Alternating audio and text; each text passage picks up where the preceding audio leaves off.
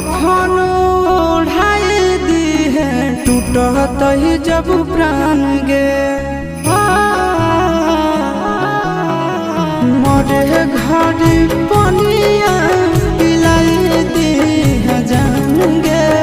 कफन ओढ़ाई दी है टूटत ही जब प्राण गे